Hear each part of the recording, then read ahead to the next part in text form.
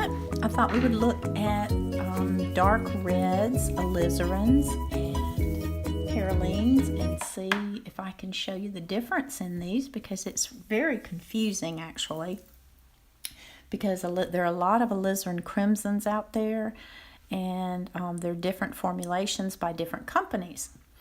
So I thought we would look at those and the ones that I happen to have on my palette. First, we're going to look at alizarin gold. Now, alizarin gold is made by Da Vinci. And let's see, I've got it over here. Let me get some on my brush. Let me wet my palette a little bit here.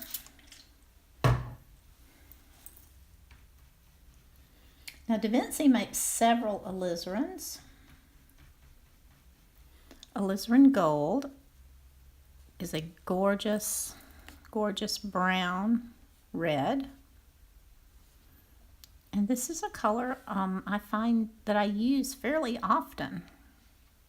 It is PR 177. That's a pigment red 177.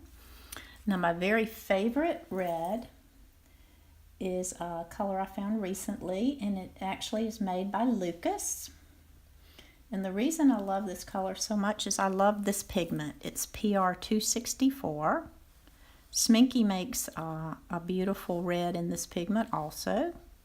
So if you're looking for a deep, gorgeous, you can see that it has a bit of a blue tint to it. And the name of this in Lucas is Madder Lake Deep. But if you find any PR 264s, they're usually really gorgeous colors. I think in Sminky maybe it's called Ruby Red. I'm not positive about that, but I believe you can find it on their sample color, their dot card. It's on there. The next one we're looking at is called Perylene Maroon. This is PR 179, and this is a Holbein color.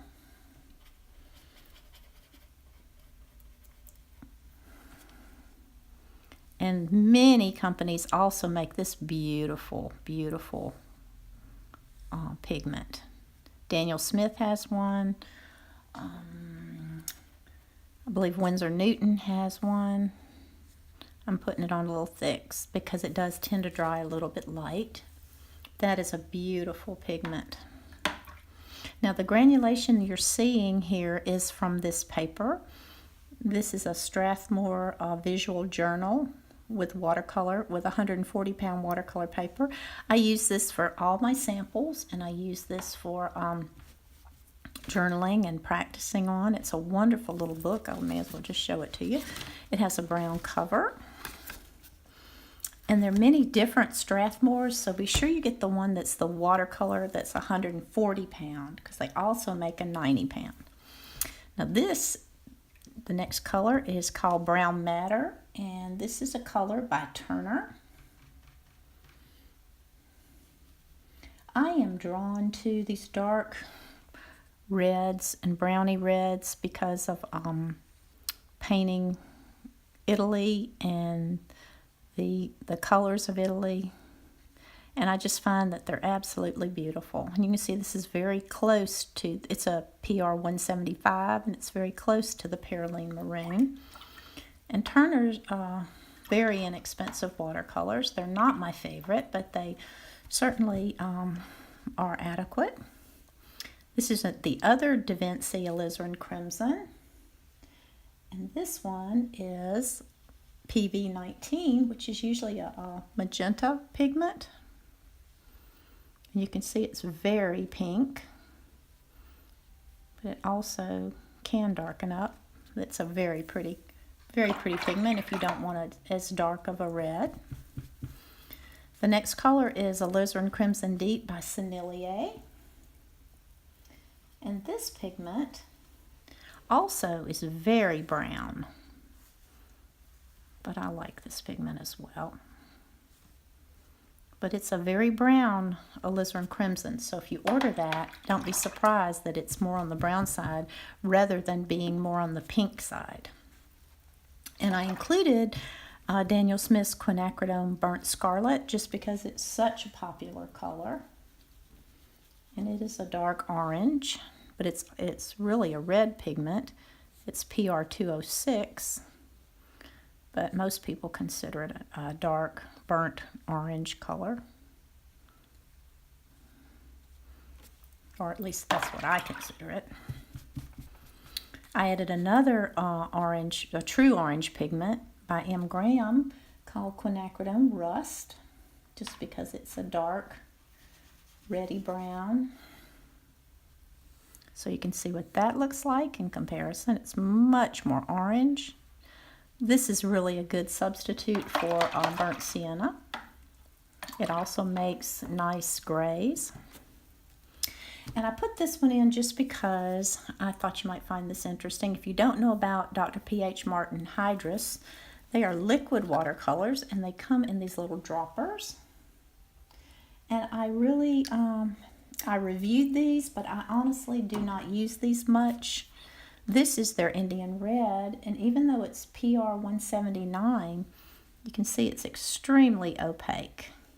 Most Indian Reds are opaque, so I wasn't really surprised by this, but it's a very maroon kind of red. Okay, and I pulled out my Sminky dot card here, and we are going to swatch out this Ruby Red Deep, which is PR 264, and the Bordeaux, which is PR 187. So let's do the Ruby Red Deep first. And this is a sminky color. And even though it says it's a dark red, it's a very dark, vibrant red. And this pigment are the same pigment. So we'll see how that dries. Then we'll take the Bordeaux. See what we get with that. That's not very dark. Of course, this could be because these are from the dots, so you know it's really hard to get the mass tone from these dots. At least it is for me. I have a hard time with these dot cards. So anyway, that's Bordeaux, which is not a very dark color. I would assume it would have been a dark wine color, but does not appear to be.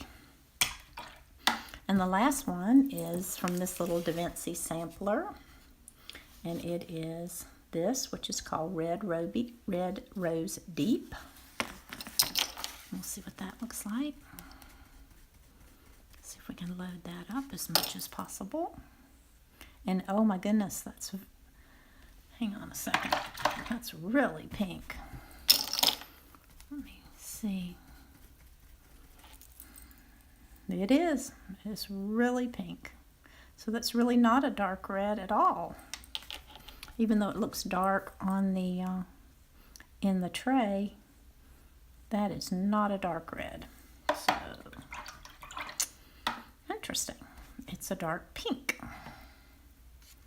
Okay, so there you have it. Those are our samples for today. And hopefully that will give you an idea of the different reds that are possible in these deep reds. Of course, you can make your own deep reds. You can, you know, darken any red into a deeper red. But it's nice to have at least an alizarin crimson of some kind on your palette so that, you know, as a convenience mix. But you can certainly mix it yourself. So there you have it. And I hope you enjoyed this. And come back and see us, and we will be doing more videos that hopefully you will find helpful.